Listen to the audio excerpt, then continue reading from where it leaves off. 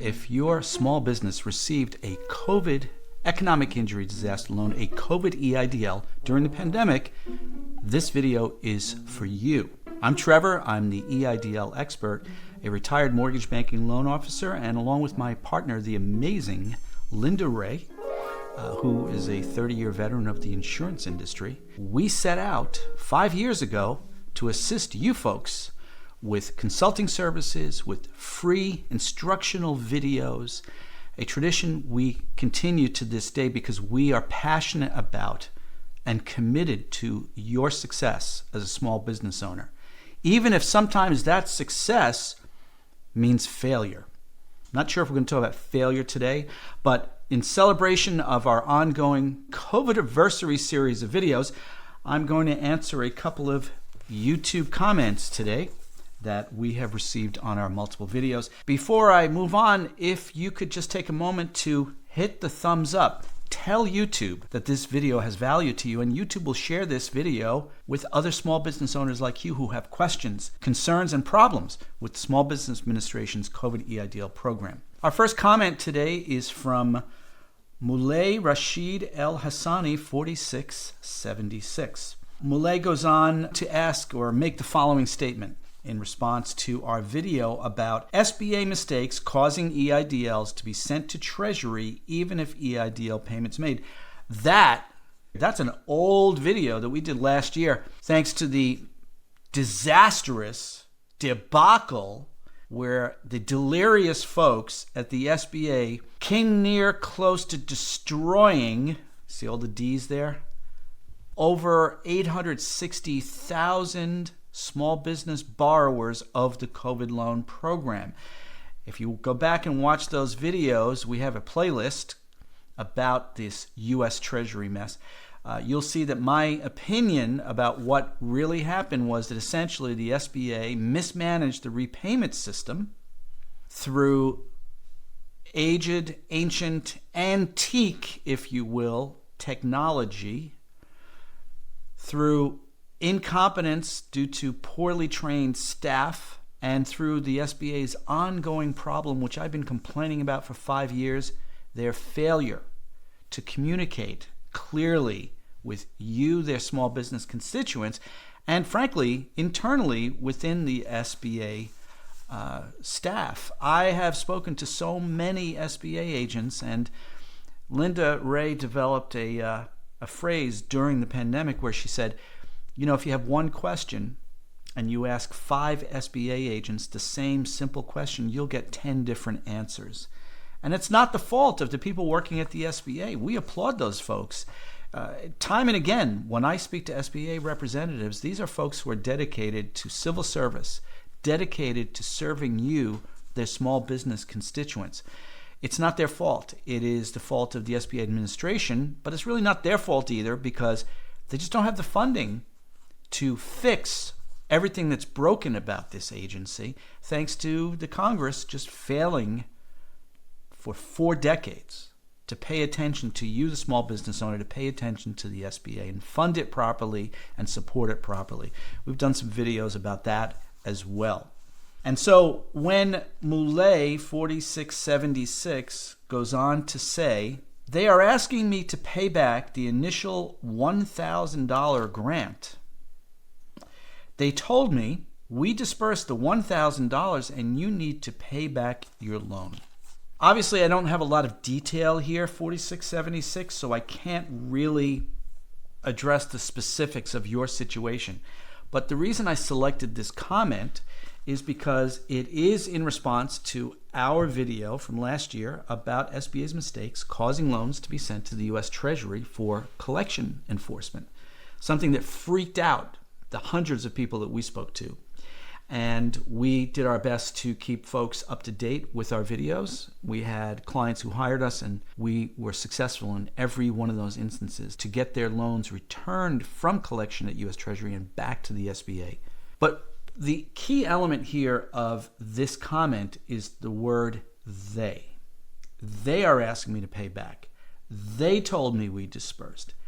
They told me you need to pay back your loan. We see this often. And first, I want to set aside any idea that folks have that there is some nefarious internal conspiracy at the Small Business Administration to cause you pain, difficulty, and harm. There is no such, deep-seated cultural phenomenon at the Small Business Administration. As I said earlier, primarily the problem at the SBA is this is an agency that is underfunded, overwhelmed, and overworked. And now with the new administrator cutting 43%, or slashing, as they like to say, 43% of the workforce, it's only going to get worse. And including her mission to really just focus on one element of the COVID program, which is collecting the debts from you small business owners and rooting out fraud. But back to 4676 comments, the they. Another element of this word they, I think that's important to understand is often you may get someone working with you from the SBA who seems very helpful, but probably in too many instances, not all, but in too many instances, doesn't get you across the goal line. Because your small business has a unique story. There are nuances to the transaction where you're engaging with the Small Business Administration. I just finished a couple of new chapters for our EIDL resource hub. One of those was selling assets. Another one that I just finished this morning is called Preparing for Business Failure. Another one that I finished this morning is called How to Obtain a UCC3 lien release when you either pay off the COVID loan in full or you sell the business and the loan gets paid off through that element, or you pay the loan off over time. These procedures, which I've written extensively about in our resource hub, specifically to remove the learning curve for you folks, specifically to prepare you to improve your experience of dealing with the SBA. All of that comes back to this word in this comment, the word they. Because what Mulay Rashid El-Hassani is saying here is there's kind of this unknown entity that he is dealing with at the Small Business Administration. And whatever the issue is, the borrower, in this case, Mulay Rashid El-Hassani, doesn't feel a sense of satisfaction. Again, there's not a lot of detail for me to work with to answer here, but generally, it sounds like this person is more confused than ever. Did anybody from the SBA explain? No, the $1,000 you got was not the grant. That was actually the loan. Did they look in the file? In my experience, too often at the SBA, the representatives don't take the time to look at the voluminous notes that have been collected on your COVID EIDL file over the years. And it's 5 years in, and every time your file gets touched at the SBA, whether you call in, whether you send an email, whether they send a notification to you, whether somebody works on the file for a review or documents or whatever, that gets notated in what's called the notes for the file. And I don't know what system they use. I feel like maybe they use Microsoft Teams. I'm not well versed in Microsoft Teams. It's not anything we use in our business. But whatever the software is they use, those notes, I know from my own experience of dealing with SBA representatives, it can often be very difficult for the person who is trying to locate something in the notes. Typically, I tell people, if you're going to speak to someone at the SBA about some action that happened in the past, try to have the date handy that you submitted something. It makes it easier for the SBA representative to locate that notation in the file, or the date that you called, or the date that you emailed. Again, this is advice. Now I'm saying it out loud. I'm realizing, oh wait, didn't I just write that 2 weeks ago for updating that chapter in the Resource Hub? Again, the Resource Hub came out of my wanting, just like in this video, wanting to explain, based upon my experience and my knowledge, to you, to the small business owner, the more nuanced aspects, both of the restrictions, requirements, and responsibilities of the COVID loan program, but also prepare you for a better approach, a more efficient approach to when you have to interact with the SBA. That all started back in the summer of 2020 after we helped our first 40 clients, and I sent them a 3-page summary of the loan agreement. That 3 pages has now developed into, I think it's over 200 pages of the guidebook that is part of our EIDL Resource Hub. And if you want to purchase that, there's a link in the description. And I think, again, the messaging I have here in the videos and in the guidebook is all about helping someone like ℬ𝒟𝒻𝒻𝒻𝒻𝒻𝒻𝒻 and other folks like him to understand what they is and to understand how to ask better questions when they interact with the SBA. So in this case, my advice here, if ℬ𝒟𝒻𝒻𝒻𝒻𝒻 had booked a 1-hour consulting call with me, I would have reviewed, what exactly happened so I could understand. But based upon this comment, my advice would be to submit an email either through the send a message feature on the My SBA portal, a feature which I personally think is underwhelming at best, not very effective. But send a message there, and also send an email to the COVID Servicing Center at cesc@sba.gov and ask for clarity here. Ask somebody to explain to you, ℬ𝒟𝒻𝒻𝒻𝒻𝒻, what are they talking about?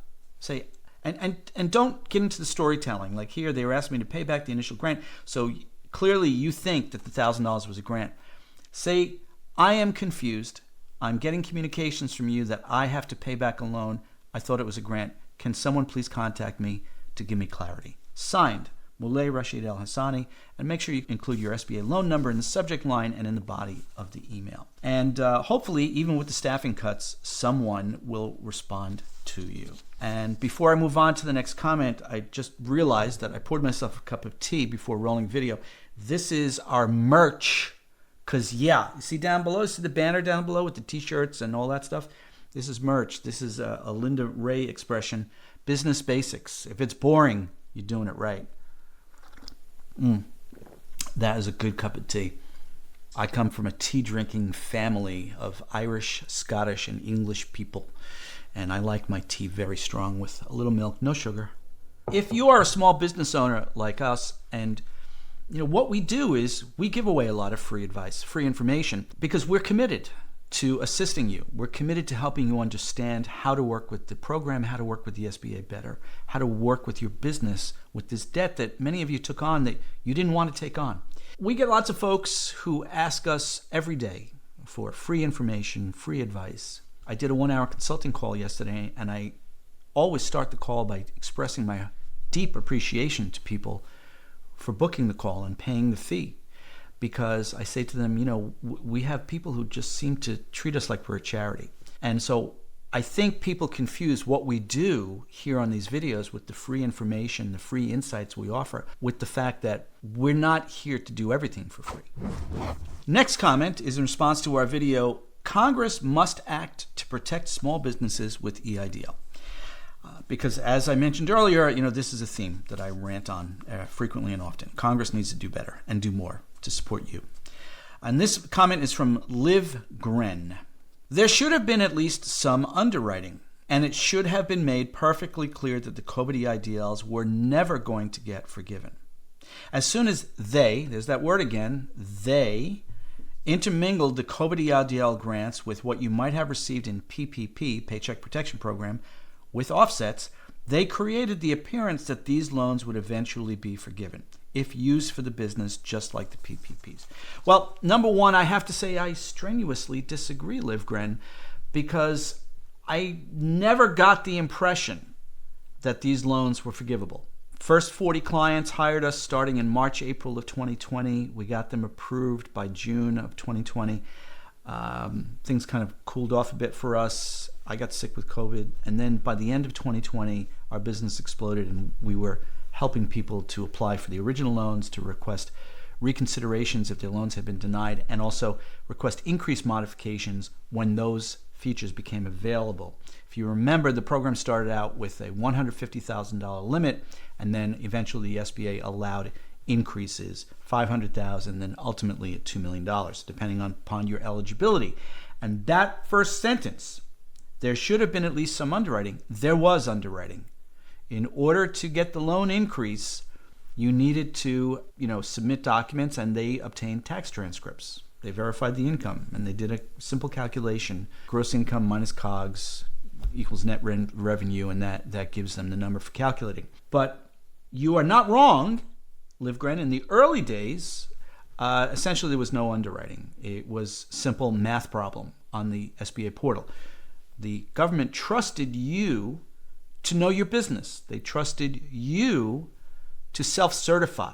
They trusted you to know your numbers. I did a 1-hour consulting call this morning with a pharmacy owner, and as is part of my standard procedure with each consulting call, I begin by saying thank you for the client booking the time, but I then go into a couple of questions. How's the business formed? And gross revenue. And I don't expect people to have their tax returns, but I'd like to get a sense of where they stand in the strata of revenue for small businesses.